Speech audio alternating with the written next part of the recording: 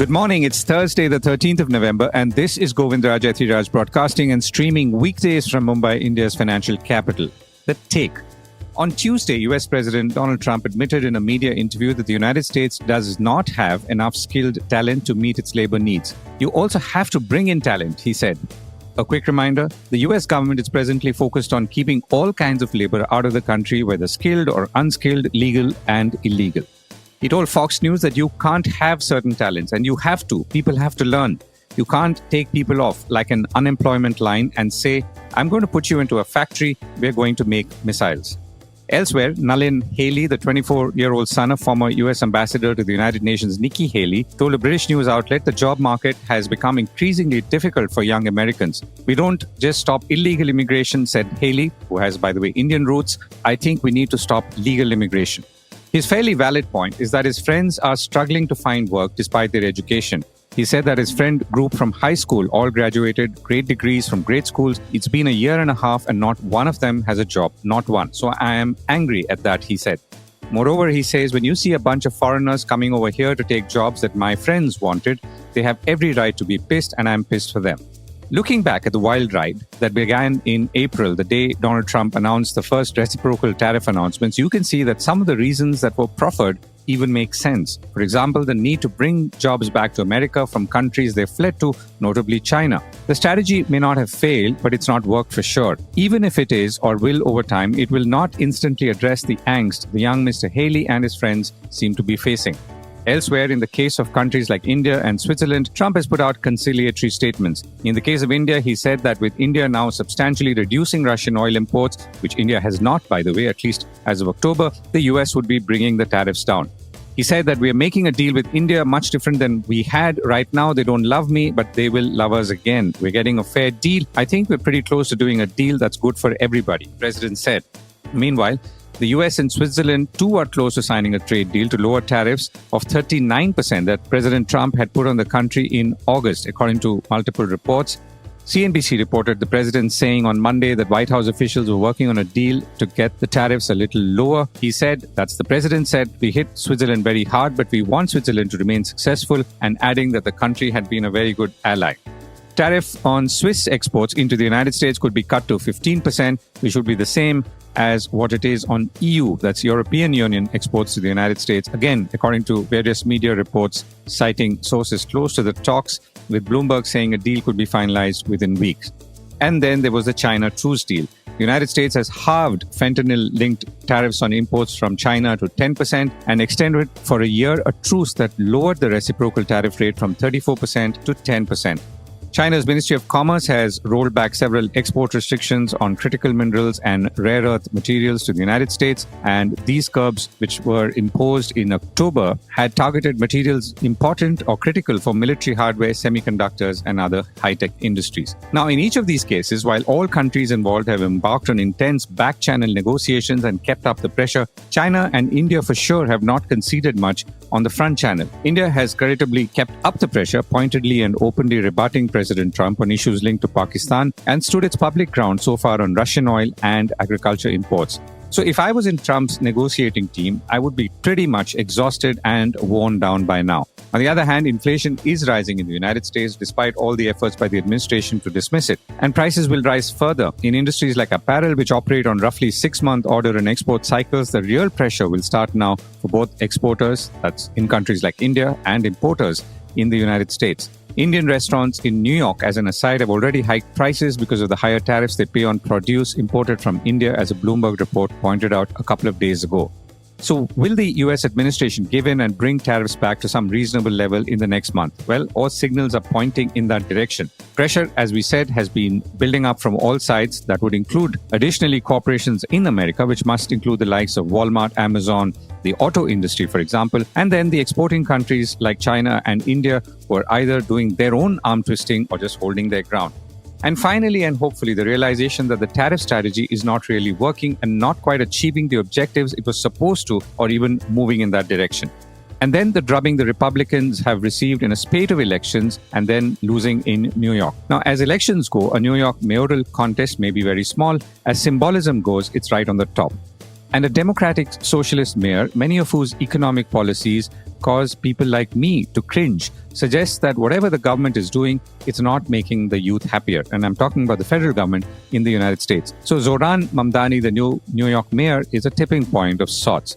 So to come back to tariffs, could they disappear and could we go back to the good old days? Not likely at all and not soon. But a healthy balance, a number at around 15%, which is what was always expected and hoped, will surely restore some sanity across the board and maybe even improve Republicans' electoral prospects ahead. And businesses all over the world who in any case are fighting a mighty battle to prize themselves away from America's economic grip might slow down a little bit. But the world of trade will not be the same for a long time. And that brings us to the top stories and themes of the day. The stock markets perk up on those trade signals. Inflation hits a record low. What does that mean? And the International Energy Agency says electric vehicle sales could slow down and fossil fuel consumption could rise in a reversal of sorts. COP30 kicks off in Brazil. What's at stake this time?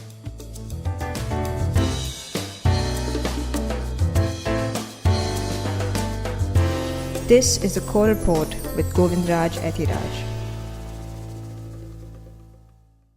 Optimism in the markets. India's equity benchmarks rose for a third straight session on Wednesday thanks to IT stocks as optimism over a US trade deal rose and, of course, an expectation of a Federal Reserve rate cut next month. Analysts said sentiment was also boosted by the exit polls from the state of Bihar, which have predicted a win for the ruling alliance, that is the NDA and the party of Prime Minister Narendra Modi. The Sensex was up 595 points to close at 84,466 and the Nifty 50 was up 180 points to close at 25,875. The broader indices were up too. The Nifty Midcap 100 was up 0.79% higher. The small cap was up 0.8% higher. Inflation is down. India's retail inflation, and this is big news, measured by the Consumer Price Index was down to 0.25% in October from 1.54% in September, according to data released by the Ministry of Statistics and Program Implementation, or MOSPI, on Wednesday. So the drop in inflation in October was driven by sharp drops in food prices and the full impact of the lowered goods and services tax rates, which kicked in on September 22nd. All of this could, of course, pave the way for a rate cut by the Reserve Bank in December. The economy, which grew at about 7.8% in the April to June period, is also seen slowing over the second half of this year. On September 3rd, the government announced a revamped GST structure, simplifying into two main slabs, a 5% and an 18%. Most daily use items like dairy products or stationery went into the lower 5%, and all of that, like we said, kicked in on September 22nd. Now, 0.25% is a new record low. So what does that actually mean? I reached out to Madhavi Arora, chief economist at Emkay Securities, and I began by asking her what these lower inflation numbers meant and what could be the outcome of that. This is series, I think, all-time low of 0.25%. This obviously, as you mentioned, partly reflects the GST effect, partly reflects the favorable base effect. And at the same time, we also saw some mild revision in the September data, which also reflects that probably, say, 20% of the GST cut was also captured in September. And when I'm looking at the October numbers in more details, I've realized that some of the categories have yet not fully seen the GST benefit pass on, especially in core inflation. So core inflation is actually up month on month 0.5%. Of course, the gold impact has been massive. Gold was up 13% last month. Clearly, that has spilled over to the core inflation. But despite that, we were expecting that there will be offsets coming from GST, which is fully not translated, which also implies that maybe November month may also see, benefit of GST cuts at the margin, which could also be very good for the November print. Of course, food inflation has been quite comfortable and we are entering a period where generally perishables would be comfortably lower. Vegetable inflation is seasonally very low in winter season. So you will see the comfort of food and non-food inflation play out. In fact, the November month is also tracking sub 1% as of now, whatever high frequency data that we have for the last 11, 12 days. And as I said, there could also be a remainder GST pass-through, which also will be felt. All in all, that has implied that the FY26 inflation is now tracking sub 2%. There's a good risk that it would lead to a further undershoot of around 50-60 pips in RBI's FY26 inflation forecast, which is at 2.6%. Interestingly, what we're really seeing here is that this is going to be the fifth time if RBI revises the inflation forecast for FY26 in a year. So I think since the time they come out with the 25-26 inflation forecast, they have been only revising it downwards. So another big chunk of downward revision by the Reserve Bank and the December policy could also be a great support for a case in terms of December rate cut. So the one outcome is clearly that it builds the case for a rate cut. Is there any other outcome since this is a record low that we are seeing, or is this more optical than otherwise? So it is part optical. Of course, GST effect has to be taken out from the actual inflation print for the policy making point. This is not something which is a natural adjustment in inflation. It's basically a supply side reform, which is implied that the tax incidence is going to be lower and thus inflation would be lower. So, the RBI point of view, they have to remove the GST noise. Our estimates suggest that GST impact, if it gets fully passed on, could be as high as 100 bips plus. If it partially passed on, will probably 60 bips disinflation owing to that. So, it's very difficult to segregate the GST impact from the non-GST impacts on any micro level series and CPI. But this has to be taken with a pinch of salt. But that said, we also have seen food inflation behaving much better than the expectations. So that has to be taken into account. Higher tax incidence also was something which was unwarranted. So to that extent, I think the lower inflation, even excluding GST, was looking to be very comfortable, much lower than the Reserve Bank estimate. Without GST, actually, we were tracking a 2.5 plus inflation, which is the current RBI's number, taking into account the GST impact. So the noise obviously is around 56, 70 bips roughly is what I sense. Beyond that, I think given that the inflation is now at as low as 0.2%, I think we are probably the lowest in Asia and one of the lowest in the world as far as inflation dynamics are concerned. That also pushes up the real rates to that extent. Technically speaking, it should be positive for FPI flows in fixed income, FPI positive for the rupee in a standard macro environment. Obviously, that may not play out. But clearly, the real rates at this point in time are way too high for an economy which is still probably nearing the late cycle macro dynamics. Right. It's an interesting point that we are perhaps one of the lowest interest inflation levels in the world. US is also at 3%. Let's wait for whenever their next figures come out. The broader question, what is the flip side of low inflation at the levels that we are seeing? I mean, what else happens in an economy since we've never seen this before, or at least for a long time?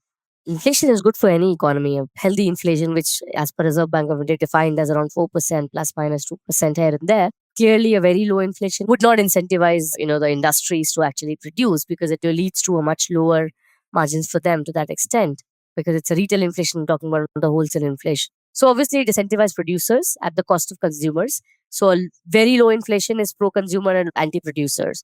And a very high inflation is pro-producers, anti-consumers. And that's why inflation equilibrium is something which has to be kept in mind when you're looking at a more normal growth cycle. As you were mentioning, there's a lot of noise in inflation data. So I would rather look at, say, 2-year average inflation for me to ascertain the inflation dynamic, which I think is still somewhere close to a 3.5 to 4.5% on an average. So next year, we're looking at inflation close to 4.1%. So RBI is at 4.5%. If I take an average of 2 years, which is FY26 and FY27, inflation is still above 3.5%. So it's not as low as it looks. I think these are seasonal factors and favorable base effect, which makes it noisy. Last year, inflation was higher. This year, it'll be lower. And next year, it'll be much higher because, this year, if the inflation is as low as 0.25, next year, same period would have a base effect. So removing the base effect is important. Momentum effect is what is more crucial. And there, I think, barring the GST effect, the momentum impact has been pretty stable. It's not a disturbing inflation dynamics, but clearly there is this inflation which is also reflecting the fact that actual demand is much lower. So when inflation goes down way too much, especially core inflation, the demand side of the inflation, it also reflects that there is a much lower consumption demand otherwise. But yes, as you rightly said, if you have very low inflation in the world dynamics, on an average, it is anti-producers. Last question. So food prices have also brought overall inflation down, or rather lower food prices. And within that, vegetable prices have fallen another 27% after falling 21% the last month. Could this last? And what's your reading? So as I said, food inflation enters, especially vegetable and fruit inflation enters a very good period between November till January. The winter effect is very positive for vegetable prices. So we may see vegetable inflation on a month-on-month basis continuing to go down, barring the base effect. There would be a sequential downfall that you will see in vegetable prices, which will reverse from February onwards. Right. Madhavi, thank you so much for joining me. Thank you. And before we continue, join us for the third edition of our partners Algorand India Summit on December 6th and 7th, 2025 at ITC Gardenia Hotel, Bangalore. Registration link in the show notes, and let's get back to the show. COP30. The world's biggest climate conference, COP30, has started off with representatives from more than 190 countries meeting in the Brazilian city of Belém for the next 2 weeks. The key area of focus is global warming and how to reduce it. COP30 is supposed to be the summit where countries really get down to details, and more on that in a moment. Now, the background to all of this is, of course, what you and I are seeing and experiencing in our daily lives, which is climate change. Last year was the hottest on record, and we're seeing hurricanes and fires and floods and, of course, extreme heat. In 1992, more than 150 countries signed a UN treaty to limit the rise of planet heating pollution. COP, by the way, stands for Conference of the Parties, and the first one happened in Berlin in 1995, and countries have been meeting ever since. But the turning point in many ways was COP21 in Paris in 2015, where more than 190 countries approved the Paris Climate Agreement, where they pledged to limit global warming to 2 degrees Celsius above pre-industrial levels and preferably to 1.5 degrees. Countries then said that they would submit national climate plans every 5 years for keeping that 1.5 degree focus. Now, where do we stand as we go into COP30, which began this week? I spoke with Pooja Vijay Ramamurthi, a fellow at the Center for Social and Economic Progress in New Delhi. Pooja has a PhD in Science, Technology and Environmental Policy at the School of Public and International Affairs at Princeton University and has studied climate and energy transition policy, particularly focusing on the role that India can play in accelerating domestic and international action towards decarbonization. And I began by asking her what was at stake as we went into COP30. So COP30 is already underway in Brazil right now. And this COP has been termed as the implementation COP. So what that means is now that we have a lot of frameworks that have been discussed over the couple of decades, how do we actually take this from policy to concrete implementation? So how do we take this from policy and frameworks to actual on the ground actionable measures? So I think that is the broader ambit of COP. So under that, of course, one thing that always comes up and which has been a priority for India as well, as we saw from COP to 29, is the new climate finance goals, which were announced last year. So given that these goals were announced, now how do you again concretely operationalize them? What mechanisms are you going to use? What financial kind of instruments are you going to use to prioritize where this money goes? Another big thing that has been on the cards since Paris but hasn't really, moved along is how are you going to kind of consolidate or understand your global goals on adaptation? So this year, different countries were supposed to give in their national adaptation plans. And so how do we track these? What kind of accounting measurements do we take? What metrics do we use to understand climate adaptation goals? So that's also going to come in. This is the first time that something called the global ethical stocktake is going to happen. So I guess because Brazil is situated in a country in the global south, which has a lot of indigenous communities. So there's been a lot of understanding around ethics. What are the implications for the most vulnerable communities? Something called ethical stocktake. I think it's more moral obligations rather than actual accounting. Because last year was the actual stocktake where you do, accounting on which countries' emissions and, which sectors are they coming from. But this year, it's going to be more of ethical angle. And then there are, of course, more technical issues, like there's going to be some conversation about methane emissions, coming to a deal on methane. Considering that this COP is situated in the middle of the Amazon, Brazil is also trying to come up with a Forest Forever fund, where countries pledge a specific fund just to kind of preserve rainforests. So I think these are some of the, big things that are being spoken about in this COP. Right. What about the temperature change figure and whether that has any meaning this time around? I think it's been seen since Paris that, yes, the efforts which have taken underway are going to reduce emissions beyond the 3-degree goal, but are still nowhere close to reaching a 1.5. So, and I do think that this COP was supposed to be one that, again, tried to reorient action so that countries, reorient their policies in order to meet 1.5. But what we have seen is that many countries have not submitted their updated NDCs, including India. So, given that this is the current situation of NDCs, it seems very unclear whether that 1.5 target even holds any meaning. Now we're talking about 1.5 or 2 or 2.5. If 1.5 is an aspirational goal, it's still a goal worth having so that then we meet a lower goal. But I don't think the number itself at this moment in my head doesn't hold much credence, but it's more an aspirational goal. The fact that the US is not present in the way it should be and taking leadership on some of these climate issues. So what would that mean, or what does it mean? Or put differently, does it make any difference to countries like India? No, because US also stepped out on Trump's first presidential term. The US stepped out, and that didn't mean that climate action stopped. We saw globally, especially China. I mean, the big elephant in the room is China, which has been the most aggressive climate player. They continued, manufacturing and supplying the world with green tech, but also taking aggressive moves in their own country to kind of decarbonize, right? So I don't think just because US steps out, the rest of the world is going to slow down. And I don't think climate action within the US particularly will also stop, because we even saw that even when Trump 1.0 was there was still a Republican states like Texas. There was a lot of green energy, being put, because it just makes economic sense. It just makes more sense than using your outdated thermal plants. But yes, it does kind of lower the geopolitical heft. As I said, if you don't have major economies kind of backing the climate goals, then you are going to see the trend that I said of other countries not really submitting their NDCs, or other global north countries really being reluctant to put their money into these funds. So I don't think the whole clean energy agenda, or the whole decarbonization agenda is going to get derailed, but I do see a little bit of maybe hesitancy or the aggression with which countries are going to implement their targets. So I think it may slow down. And I think finance between global north and south is going to become contentious, with many countries in the West maybe being hesitant to put in as much money if the US is not on board. You said is a critical part of the whole COP30, the new financial goals, and obviously finding the resources for that. What else is stacked up from an India point of view? I know we saw a very fiery speech given by Chandni Raina last time about the climate finance goals, and how, that whatever was agreed upon was inadequate. India, since the first few COPs, has been the one putting forward this climate justice narrative, talking about how, like historical emitters have to take more responsibility and kind of put the money and the tech transfer there. So I think this will be a continued conversation. But given that there is no dedicated climate finance event or agenda on, I think, India can, of course, reiterate these rhetoric, but I think it's going to just be more political messaging, something that is actionable.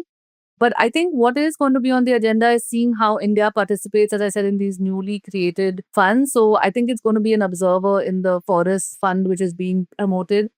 I think India is really, really going to push on climate adaptation strategies. So I think it's going to kind of push for the agenda to move from just looking at the mitigation and kind of really focus on the vulnerable communities, on rural livelihoods, on the need to protect and create mechanisms within the COP to actually focus on these community level initiatives. I think that is something that India is going to continue. I think it's also going to continue to focus on technology transfer, lowering barriers so that clean tech from around the world can be shared globally. And lastly, I think India is going to kind of also push back on some of these new protectionist measures which have been put in place, the CBAM by the US as well is taking a lot of protectionist measures. So I think India is going to kind of push back on that as well and say, this should not be on the climate agenda. It's a global common good. And we need to kind of work together as opposed to, protecting our trade interests in the name of climate change. So I think these are some of the big agenda items that are going to be there for India. Right, Pooja, thank you so much for joining me.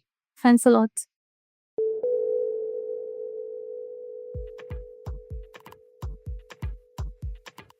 Sticking to energy in more ways than one, a slower pace of electric vehicle adoption has caused the International Energy Agency, or IEA, to temper its stance on an imminent peak in oil demand and has said that global consumption will keep growing to the middle of the century, or 2050.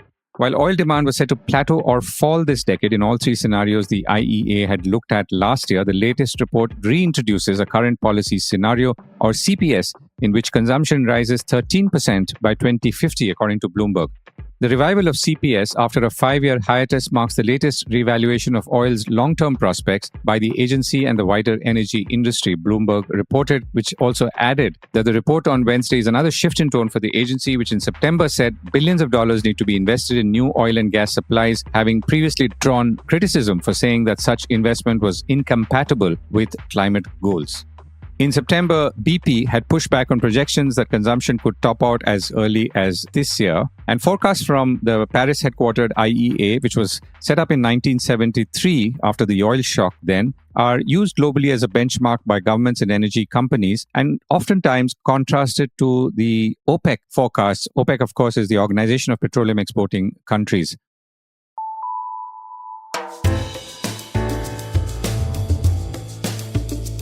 That was the Core Report with me, Govindraj Ethiraj. Do stay connected with more of our coverage at the Core. You can check out our website or sign up to our newsletter for our exclusive stories, one in-depth feature a day on www.thecore.in. Do also track us on LinkedIn, where we usually post synopses or extracts of our top stories and interviews.